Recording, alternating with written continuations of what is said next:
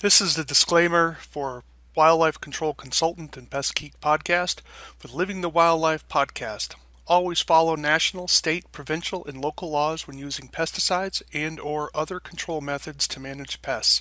Wildlife Control Consultant, LLC, Pest Geek Podcast, Living the Wildlife Podcast, Stephen M. Vantassel, or their or his affiliates are not responsible for followers' use of the information provided here. Hi, everyone. Stephen Vantassel here, Wildlife Control Consultant, bringing you another episode of Living the Wildlife Podcast as part of the Pest Geek Podcast family.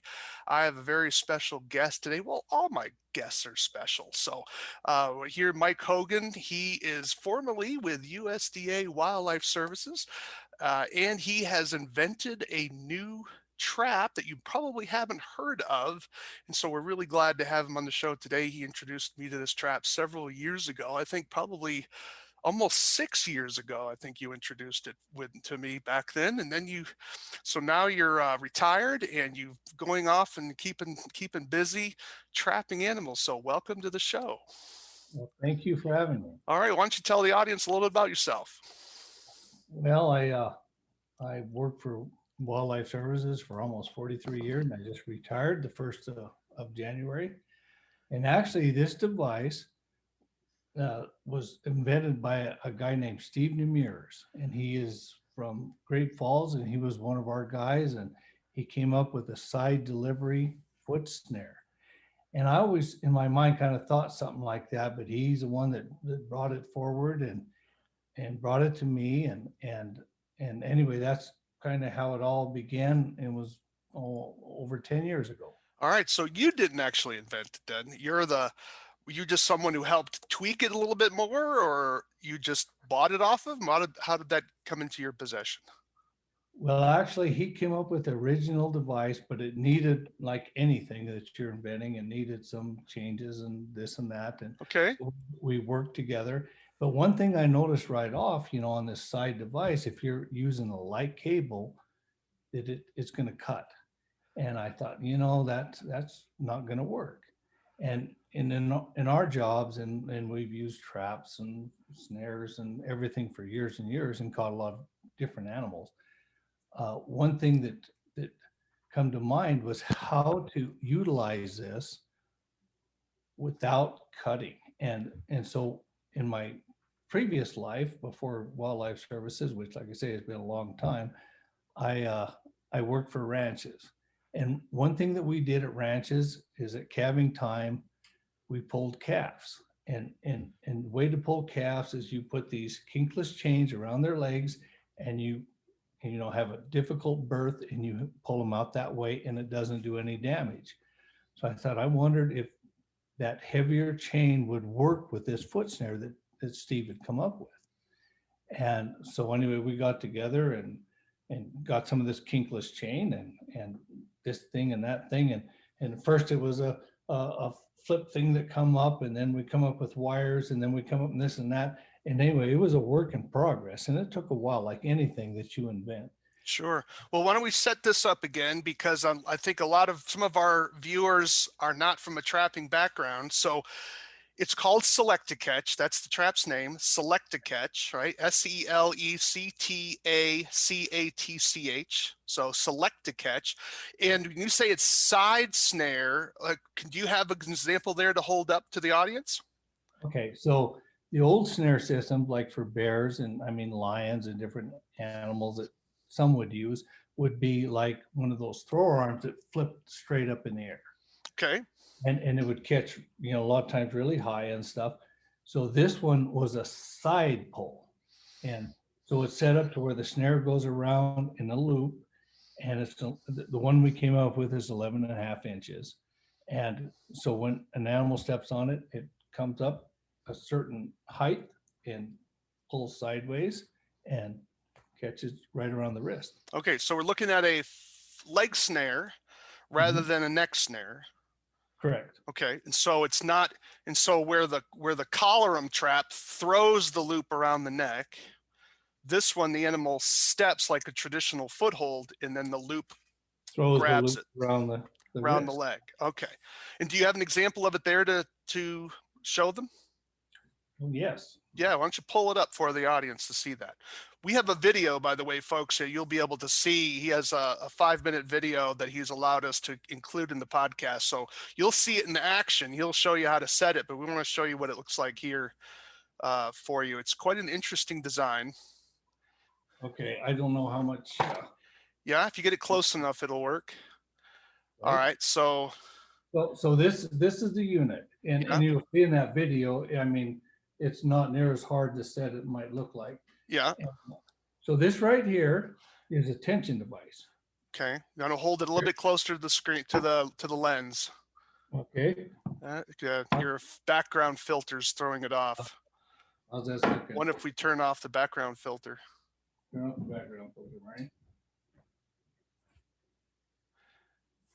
Yeah, the bear is there because folks, this will trap bears as well. So it's not, so it'll trap coyotes, it'll trap bears. Coyotes to black bears. I've caught some grizzlies with it too, but we sell a lot of them to Maine. We started 3 years ago into Maine, and the first year was pretty good. The second year was better, and last year was crazy. And they've learned that this is a easy to set, pretty much foolproof snare device that. Okay. So are you able to remove the background filter? No, it's still there. It's still there. Yep. So it also catches feral hogs. Feral hogs, it'll catch just about anything. Coyotes, we sell a lot for dog catchers, Okay. for nonprofits that are out trying to catch dogs that have strayed. And it's something with that kinkless chain that will catch them and won't hurt them. Especially a lot of times anymore, they have cameras up and they know immediately when something's. Yeah. And so if you go on our website, you'll see some testimonials from people in different states that have captured dogs like this, that they're very impressed with it. Okay. And I know that your video talked about how you have a breakaway in case a deer gets caught. Correct. And yeah. And so I'll have the background here. So I'll show this here. Every snare is different. And right. So this one unit captures, like I say, anything from a coyote to a bear, but it depends on the snare that's being utilized. And so like this one here, okay.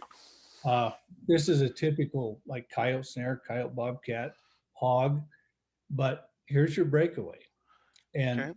So this is designed, and every breakaway is different, that if you have a lighter breakaway and you catch a coyote, bobcat, it's enough to hold it. But if you catch a deer or something larger, a cow or whatever, if you've got a stake solid, that they'll hit that and they'll break away and this will open up. And in the video that you were talking about, that's evident. Whereas this has caught a deer, it's opened up and they're gone. What's the poundage of that breakaway? Do you know? That is a proprietary secret. Okay, because I know in Montana, don't they have it has to be a minimum weight breakaway? Yes, and I guarantee it's the minimum. But it took me years to figure this out. Okay. And, so anyway, so each animal is different. So we got a stronger one, and there's actually two of them for wolf lion. Okay, so if you set your tension device strong enough, then a coyote or something lighter can step on that, and it won't go off. But if something heavier does, and if say a cow, a horse, or an elk or a moose, which have a lot of them here, yeah, does trip it, and if you have it tied to a tree, have a good strong anchor, right, that breakaway will open up usually in the first jump. Okay, just move the camera lens down a little bit farther down, so when you're holding the snare up, it'll show up a little bit. Maybe move that camera. There you go, right up there. So beautiful. Here's the breakaway. Here's the lock, and okay. And then here's a little heavier cable, and this is the wolf/lion snare. Okay. With the heavier breakaway. Gotcha. All right. So let's go down the list again. So you said you could catch dogs with it, feral hogs, coyotes, wolf, bear, grizzly bear, I mean black bear, grizzly bear, mountain lion. What and are we missing? feral hogs. Feral hogs. And that's one of our biggest sellers. And it's something that, I mean, this unit cost $159. Okay, Okay. so if somebody wants to go out and catch a bunch of feral hogs, and I mean, it's probably not cost effective. But if you if you're in a place where you've tried the helicopter, you've tried the cage traps, you've tried shooting, you've tried everything, and you have these last remaining hogs, you want to get rid of all of them, Yep. this is the perfect tool to set in the trails to get those hogs that you can't get any other way. So is this primarily a blind set trap, or do you use it with bait as well? You can use either one, but Either. most of it is the blind set. Okay. Most of it is trail set. All right. And why is that? Is it just because it's easier, or is it just because it's kind of large? Because what is it, about a yard long or 4 feet long? Oh no, it's not 4 feet long. It's I think 32 inches. 32 inches long. Okay. Right, right. But you can put it right in the trail where they're coming and going, and in that way, you don't have to. You know, an animal coming in on a trail set is not near as leery as one that's coming into a bait. Okay. Can it catch a fox, or is it too light? No, you can lighten that up. That tension device goes from like 2 to 30 pounds. Wow. And I have some springs that when we send these to Maine and somebody's just going to do black bears, it'll go heavier than that. Okay. But you know, it depends on the links. So right. And that's kind of the beauty of this too. If you set this up and say you don't want to catch a fox, you don't want to catch a skunk, you don't want to catch a coon or whatever, their legs are smaller. So that only tightens up so much, and then they can pull out. Gotcha. So you can make sure you're targeting the animal you want as best you can. Best you can. You can't be 100% Yeah. on anything, but Sure. And so do you have so what made this guy think of this side pull where it has a spring that pulls the snare to the side, as opposed to because isn't there another foot snare that uses a spring that kind of also the animal puts its foot down into a hole, almost into a hole, and then gets its foot caught? no, there's all different kinds of snares out there. Okay. This one, I think, especially when you see in the video, is so easy to set. You don't have to dig a hole necessarily. And if you do want to put this right on the trail or whatever, and you want to get it ground level, you only have to dig it down an inch. Okay. How about freeze ups? So this actually works a little better than say a lot of devices in the cold weather, because you can put this out, and if you take a piece of wax paper and set it down over the 4 vertical elevation wires, and we'll try this again. All right. Okay, you see these 4 wires here? Yeah, we see 2 of them, so there's 2 on the other side. Yep, got it. Oh, there we go. And that's what keeps your snare in place. And so you put a piece of wax paper down, and say you get some snow on there, and it thaws. Well, if you can protect that pan from locking in place if it freezes again, which wax paper will do, yeah, then an animal can come by later, and if you bring that snare up just a tiny bit up them wires to where it's not stuck to the bottom, then it'll break free and come up and catch. Gotcha. Nice, because that's going to be a real problem. It's less of a problem here in Montana, but in other states, you get a lot of freeze thaw, and that can really be a pain in the. Well, you know what kind of a pain it can be. So $159. And how wide is the target plate? How is the pan, for lack of a better word, right? I mean, how big is your pan? Well, the pan, that's another plus on this, is it's like 5 by 5. So you have a lot bigger area for them to step into. than a normal trap. And then the snare loop itself is 11.5 inches in diameter.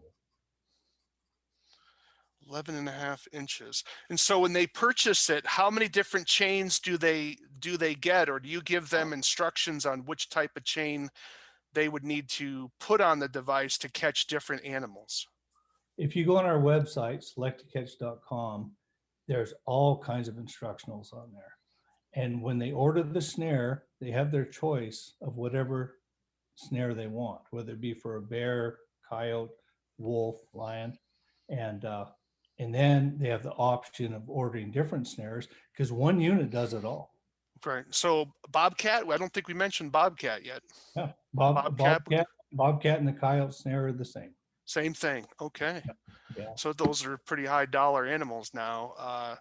So for the wildlife control operator, the advantage is going to be the simplicity of it. And if they have, it can be used as a trail set where the collarum is a bait only set. Correct. You can only bait the animal to it, where this can be used as a trail or a bait set. But you said it's most effective, I guess, as a trail set.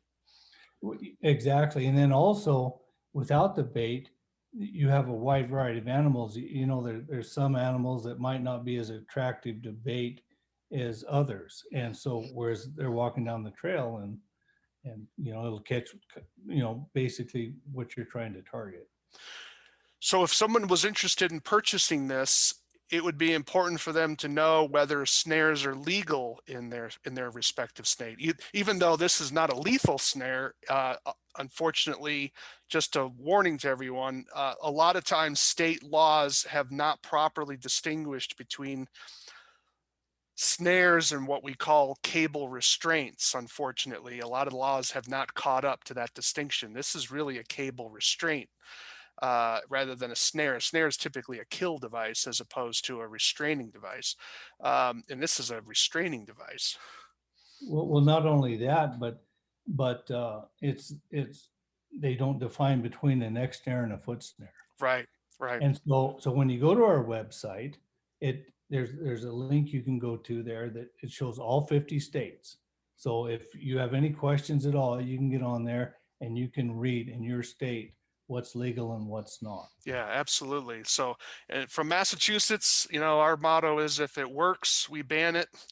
So I'm not there anymore. I'm here in Montana, where we have sort of the opposite attitude here in Montana. So, but in my Massachusetts, I think Washington State would be another one. We're sorry, but unfortunately, these traps are not legal in those two locations. But this is something where you need to lobby your state agencies to be sure that they distinguish between snares and cable restraints, because there's a world of difference between the two of them. And it's unfortunate that the way the antis are going. That's a topic for another time. So are you full-time doing this now, or is it still a side gig for you now that you're retired? Is this kind of taken over your life and you're really beginning to push it? Oh, it is going to be more and more now. I mean, when I was working before, I've always, you know, so I didn't have a conflict of interest. You know, this was on the side, and I had to be careful how I worked with it and Yep. how we publicized it and stuff. So, but now that I'm retired, that opens that up a little bit, and I think it's really. I mean, it already is. We've sold these in 40 states already. Wow. We've got these units in New Zealand. We've got them in Nepal. We've got them in. We have a Canadian distributor and also WCS on the East Coast. Yeah, So, Wildlife Control Supplies. Yeah. Okay. and, So that worked out for you. I thought it that did. one might. Yeah. It did. It worked out good. So so you have it in New Zealand, Nepal. Now, what are they trapping in Nepal? Is that the snow leopard? we actually they were got some for tigers. Tigers.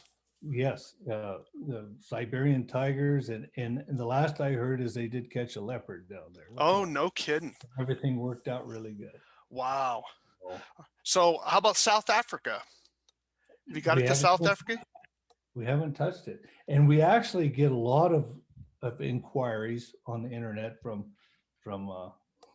Pakistan, Yeah, India, China. That. Well, we like to buy one, and it takes 10 years to perfect it, and it takes 10 minutes to copy it. that's But correct. well, Yes. well, Yeah. anyway, some of that we've been a little leery, but some of the others you can kind of filter through it, and Yeah. we've been able to sell to them, and actually, I got to tell you, in 10 years, and there's been people probably out there that had a bad experience. I don't know, and Yeah. never, but we've never had one complaint. Wow. That's amazing. That, So that's how about Spain? Have you gotten into Spain yet? Spain's no, no. got coyotes out there. Oh, It, no it, kidding. it's endless the possibilities with this unit. Yeah, not coyotes. I think it's like a dingo type dog or something They out got there, or wolves. foxes. They got Yeah, wolves in wolf. Spain. There it is. Yeah. So I know they got some sort of major canine over there. So, because I know they've used the collarum in Spain. So I would think, why wouldn't they use this particular product? So you're seeing tremendous growth opportunities down the road then here. Uh-huh. Okay. Exactly. And where do you see the development of are you looking at modifying this trap for even smaller animals, or looking to do something? Are you looking to get into other types of trapping equipment, or are you just basically just focusing on this and this alone? This is it. And like I say, it does everything from foxes to black bears. And we have caught some grizzly bears accidentally trying to trap wolves. And Mm-hmm. that's the nice thing about this. You catch a big grizzly bear and you've got that wolf breakaway on there, they bust open and they're gone. You're gone. Uh, and we do have a bigger one, but they cost so much to manufacture. They've got a 16-inch loop as opposed to the 11 and a half, made out of aluminum that work really well for grizzly bears. But how many grizzly bear trappers are there? Right, right. So this is the one, and we did the molds. We've got this. This is made out of this is the cover that goes over the top of the trigger housing. Yeah. And this is a UHMW kind of a material that they use for telephone boxes and stuff that they'll hand up to the sun and the cold and it and actually in all the bears and everything that's been caught, one of the worst things is like wolves. We've had a couple of wolves they'll eat, maybe chew a corner, but as long as that'll still cover up, it's still They get a little bored and chew a corner. Yeah. That's well. And the thing is too, I mean, some of the wolves we've caught, and with that chain, it doesn't hurt, and they take off, and I mean, they can travel, and I've seen wolves a day or two after they've been caught in one of these, and I mean, they're going just like normal. So the colorum has had some scientific research done. It's been used in some scientific studies where they were evaluating its effectiveness, and I guess it's what they call the humane score, I guess animal injury score. Is that in the works for you? You have a lot of connections within wildlife services now. You would think they would be able to pick up the flag and test this out in the field and publish an article on it. Well, yeah, the only thing, and like I say, I've always, since I worked for them, I've always been kind of, having to walk the tightrope. Right, right. But I guess our main thing is for 10 years, we've never had a complaint. We've never had anybody call up and say, hey, this dog, this happened to this or this happened to that. And we've have them in some states. I won't mention them right up top, but that have banned snares that are using them, and they love them. Yeah, some of the states have exceptions for scientific research, of course. So it really hurts those of us within the industry. But yeah, there are some exceptions in some of those states. Yeah, agency level, right? Yeah. In scientific research issues. And there are also sometimes exceptions for disease. If there's a disease outbreak, they will allow the banned traps to be used. I mean, that's how they were able to weasel those ballot initiatives through. They had to give enough exceptions to just to ban the people that made their living at it. Basically, is what they wanted to do, and that's kind of what they were able to do. But yeah, I would think, but no, nothing planned for a scientific study on it yet, though. Well, there hasn't been yet, but Okay. maybe that's in the future. But like I say, from what I've seen and all the feedback that we've got, I mean, people are really happy with the way this is performed. Excellent. Okay. And Europe, are you into Europe yet? Have you got it into England or Germany? Any of those places yet? Not yet. Not Like I yet. said, sky's the limit on this. But there again, I mean, we have this patented in the United States, Yeah. not only the unit but also the snare, and Okay. that costs so much money. Oh, I'm sure it did. And then we also have it patented in Canada. Okay. And so I guess there's a 30 country EU patent, we can look at later and this and that. But we've been kind of reluctant because we've been doing pretty well just in this locality. Right. Been kind of reluctant to get it out too much in other countries because, like I say, it can be copied, and then you think, well, there it goes. Right. So down the road is we, you know, we get develop, then maybe we'll look more into patents and sending them to other countries. Sure. Okay. And so, in terms of the durability of the product, how long have some of your products been in the field without needing a new? Because there's several moving parts with this. We don't Yeah. know a foothold can be around for 20 years and still be working. With this one, what are some of the pieces and parts that may need to be repaired or replaced as people are using this? Well, so far, the only thing that we've had as far as the unit goes itself is where I was showing you how a couple of these corners have been chewed by wolves or Right. coyotes or whatever, but they could still be used. On the snare, there's the keepers that go into the holes. Like when they watch the video, they'll see how that works. Right. And sometimes a keeper we bust it off, and we do sell those online, Okay. but but no, they've held up really, really well. Okay. So Let's talk about price. We had $159 a piece. Is there a break point if someone buys them by the dozen, or is it six, or what's the price break point if someone's buying in bulk? no, it's 159. I mean, and most people don't need, a whole bunch. I mean, the ones we've sold have been, like, and then of course with the distributors, we do a little bit of a break for them, but Sure. yeah, it's 159, and then it's $15 shipping whether you order one or up to $500. Wow. That's not bad. So you can get three still for $15 shipping. Exactly. That's not bad. Three to Yeah. four. Oh, very And good. a few extra snares too. So that is a little bit of break there if a person wanted more, the shipping is a lot. And so in Canada, we have this Canadian distributor, which is Senecers, that does the neck snares Okay. out of Alberta. And we found, we do, and we still get Canadian orders, but they do most of it. But it costs so much to ship to Canada. Oh, it does. It's ridiculous. So we can meet him at the border because we're not that far from the border. Right. And Right.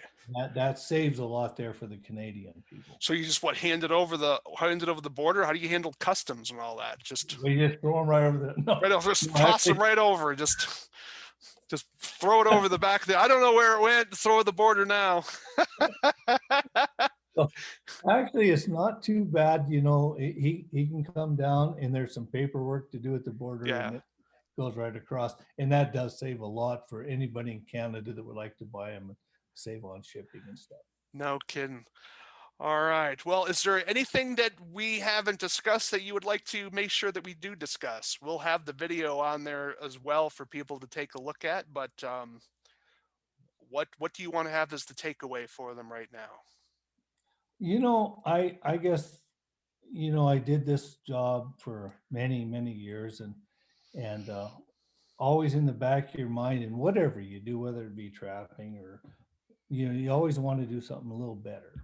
Right. And like I say, when Steve come up with this, I kind of come up with that snare and was thinking, this might be a little better. And I mean, and there's definitely different, places you can utilize this. And, I feel really good about the whole project, and I feel real good about what we're doing here. Well, it's an intriguing design, and I just want to encourage everybody check out his website. Let's kind of go over it again. So it's Mike and Maureen Hoggan are the owners of the company with some silent partners as well.